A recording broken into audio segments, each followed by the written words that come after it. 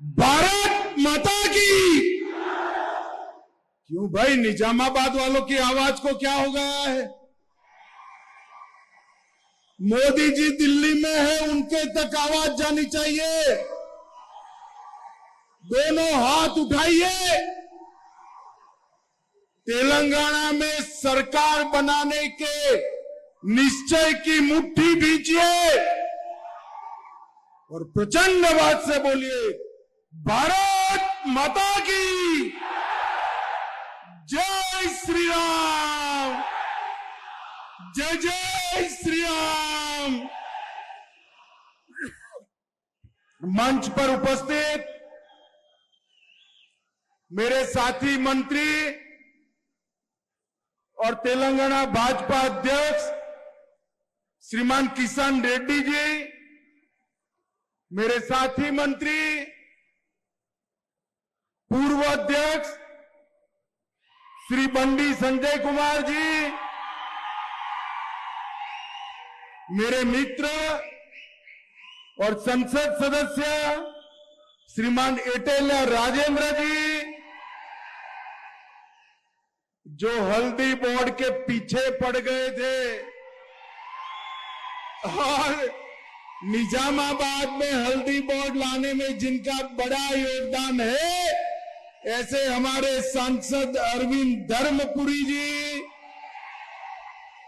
श्री के लक्ष्मण हमारे सांसद जी। अब जोर से ताली बजाना।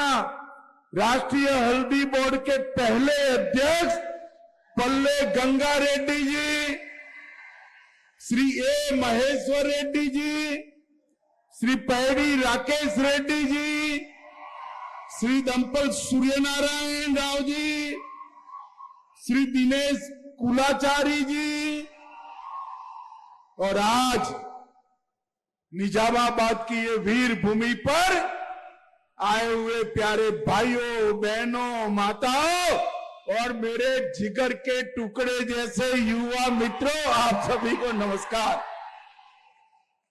भाइयों बहनों, सबसे पहले तो मैं देश भर के, निजामाबाद के और पूरे तेलंगाना के हल्दी के किसानों को बहुत बहुत बधाई देना चाहता हूं, क्योंकि आज हमारे नेता और प्रधानमंत्री नरेंद्र मोदी जी ने 2023 के चुनाव में जो वादा किया था हल्दी बोर्ड बनाने का, न केवल वो वादा पूरा किया है, हल्दी बोर्ड का हेडक्वार्टर भी इस इंदौर की धरती पर देकर यहां पर हल्दी किसानों का काम कर दिया है।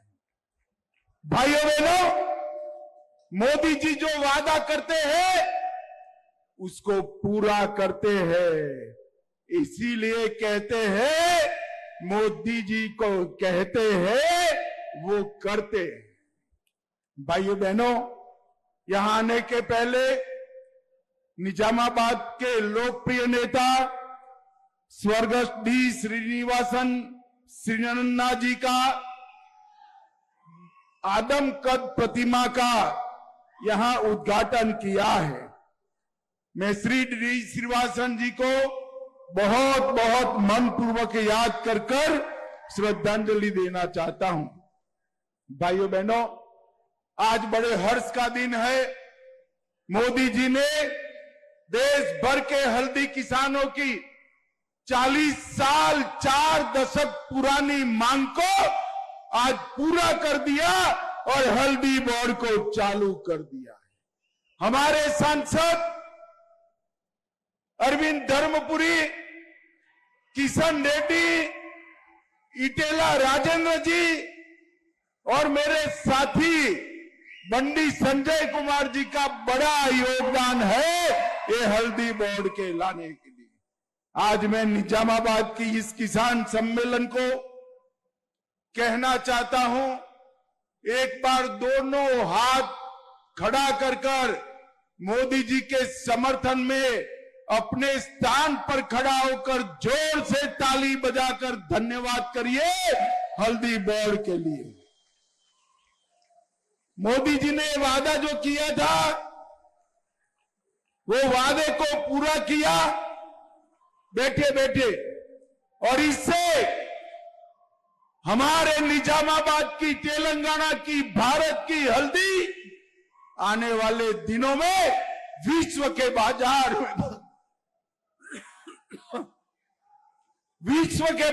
में पहुंचेगी। और भाइयों बहनों, हल्दी के दाम आज जो कई बार गिर जाते हैं, एक दिन ऐसा आएगा कि हल्दी के दाम कभी नहीं गिरेंगे, कभी नहीं गिरेंगे। ये हल्दी की औषधीय विशेषताओं को हल्दी बोर्ड देश भर में, दुनिया भर में प्रस्थापित करेगा। निजामाबाद हल्दी के व्यापार का वैश्विक केंद्र बनेगा। एफपीओ को ताकत मिलेगी, किसानों को ताकत मिलेगी, और इसके साथ साथ भारत सरकार ने 2 कोऑपरेटिव बनाए हैं, भारत एक्सपोर्ट कोऑपरेटिव लिमिटेड और भारत ऑर्गेनिक। ये दोनों का ब्रांच यहां पर हम निजामाबाद में खोलने का भी निर्णय कर चुके हैं। और भाइयों बहनों, इसका पैकेजिंग, मार्केटिंग और एक्सपोर्ट तीनों के लिए हम बहुत जल्दी एक पूरी व्यवस्था बनाएंगे। और ऑर्गेनिक किसान जो हल्दी का उत्पादन करते हैं, इसको अमेरिका, यूरोपियन संघ, कनाडा, यूके, वियतनाम, स्विट्जरलैंड और ऑस्ट्रेलिया जो ऑर्गेनिक हल्दी की खपत करते हैं, वहां तक पहुंचाने का काम भी हम करेंगे। भाइयों बहनों, मैं यहां आया हूं तब मैं ऑपरेशन सिंदूर की भी बात करना चाहता हूं। मोदी जी इस देश के प्रधानमंत्री बने 2014 में। बाद में मोदी जी ने इस देश की सुरक्षा को चौबंद करना शुरू किया। एक जमाना था जब 10 साल तक कांग्रेस की सरकार थी, आए दिन पाकिस्तान के आतंकवादी आते थे, हमले करते थे और भाग जाते थे, कोई बोलने वाला नहीं था। मोदी जी की सरकार में 10 साल में 3 बार बड़े प्रयास किए। उरी में किया, पुलवामा में किया और पहलगांव में भी किया। उरी में किया, सर्जिकल स्ट्राइक की, पुलवामा में किया, एयर स्ट्राइक की, और पहलगांव में किया, पाकिस्तान में घर में घुसकर ठोकने का काम किया। पहलगांव के हमले के बाद मोदी जी ने कहा था कि इनको बड़ा सबक सिखाएंगे, और पाकिस्तान धमकी दे रहा था एटम बम के। कांग्रेसी सोचते थे कुछ नहीं होगा, कुछ नहीं होगा, कुछ नहीं होगा, और एक दिन रात को हमारे सेना के बहादुर जवानों ने आतंकी संस्थाओं के हेडक्वार्टर को उड़ाकर सैकड़ों आतंकवादियों को धराशायी कर दिया। और आज भी राहुल गांधी कुछ न कुछ सवाल खड़े कर रहे हैं। अरे राहुल बाबा, क्या साबिती मांग रहे हो? ये पाकिस्तान वालों के हुलिया देखो तो मालूम पड़ जाएगा। जो कहते थे कि हम भारत को चैन से सोने नहीं देंगे, उनके हेडक्वार्टर को उड़ाने का काम हमारे नेता नरेंद्र मोदी ने किया। नरेंद्र मोदी। और भाइयों बहनों, सिर्फ ऑपरेशन सिंदूर नहीं, मोदी जी ने इस देश को सुरक्षित किया। 4 दशक से नक्सलवादी इस देश का आदिवासियों के क्षेत्र में 40,000 लोगों का जान गया। मेरे कई आदिवासी भाई पैर गंवा बैठे, हाथ गंवा बैठे, जान गंवा बैठे। मुझे बताओ निजामाबाद वालों, ये नक्सलवादियों को समाप्त करना चाहिए या नहीं करना चाहिए? जोर से बोलो, करना चाहिए या नहीं करना चाहिए?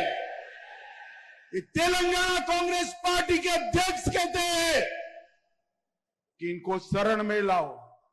कौन ना बोल रहा है भाई? जिसको सरेंडर करना है करे। मैं इस मंच पर से कहता हूं, सारे लोग हथियार छोड़ दो और सरेंडर करो। मगर सरेंडर नहीं करेंगे तो हमने तय किया है 31 मार्च 2026 के पहले इस देश से नक्सलवाद को हम समाप्त कर देंगे, समाप्त। मुझे बताओ निजामाबाद वालों, जिन्होंने आदिवासियों को मारा, हमारे पुलिस ऑफिसर, सुरक्षा कर्मियों को मारा, वो नक्सलवाद को समाप्त करना चाहिए या नहीं करना चाहिए? जोर से बोलो, करना चाहिए या नहीं करना चाहिए? ये कांग्रेस पार्टी कहती है इनके साथ बातचीत करो। हमारी सरकार का नीति है, पॉलिसी है, जिनके हाथ में हथियार है उनसे कोई बातचीत नहीं होगी। हथियार डाल दो, सरेंडर करो और मेन स्ट्रीम में दाखिल हो जाओ।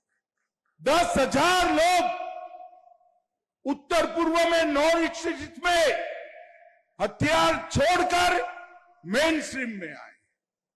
तालुका का चुनाव लड़े, जिला का लड़े, विधायक लड़े। भाइयों बहनों, 2000 से ज्यादा नक्सली भी 1.5 साल में सरेंडर करे हैं। मगर जिनके हाथ में हथियार है उनसे कोई बातचीत नहीं होगी। और मैं आज तेलंगाना की धरती पर से कहकर जाता हूं, जो लोग नक्सलवाद को बचाने की बात करते हैं, तेलंगाना के जिन आदिवासियों की जान गई है, जिन पुलिस वालों की जान गई है, जिन सुरक्षा कर्मियों की जान गई है, इनके परिवार वालों को आप क्या जवाब? इतने सालों तक आदिवासी क्षेत्र में आपने विकास को रोक कर रखा है, इसका क्या जवाब है? भाइयों बहनों, एक कांग्रेस पार्टी, मुझे तो डर है कि देश भर से भागे हुए नक्सलियों को यहां पर पनाह न दे, तेलंगाना में पनाह न दे। मगर आप चिंता मत करना, केंद्र में नरेंद्र मोदी सरकार है, नरेंद्र मोदी सरकार। हम 31/3/26 तक इस देश के नक्सलवाद को समाप्त कर देंगे। भाइयों बहनों, बारिश आने वाली है, मुझे लंबा नहीं बोलना है, मगर तेलंगाना वालों के विडंबना पर मैं जरूर बात करना चाहता हूं। यहां टीआरएस की सरकार थी, बड़ा करप्शन किया या नहीं किया? भाई बताओ तो जरा। अरे जोर से बोलो, किया है नहीं किया? और जोर से बोलो, किया है या नहीं किया? और जोर से बोलो, किया है या नहीं किया? धारानी, कालेश्वरम, टीएसपीएससी, सिंगरेली भर्तियां, ईएएम, सीईटी की परीक्षाएं, ये सारा करप्शन किया था ना? अब तेलंगाना की जनता रेवंत रेड्डी गारू को लाई, एक में भी केस किया है क्या? अरे बोलो भाई, किया है क्या? ये तेलंगाना पहले चंद्रशेखर राव जी के परिवार का एटीएम था, अब कांग्रेस दिल्ली का एटीएम बन गया, कोई फर्क नहीं पड़ा है।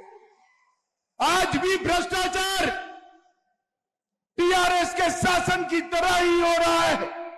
आज भी नक्सलियों को बचाने की बात हो रही है। आज भी मोदी जी की योजनाओं को नीचे लागू नहीं होने दे रहे।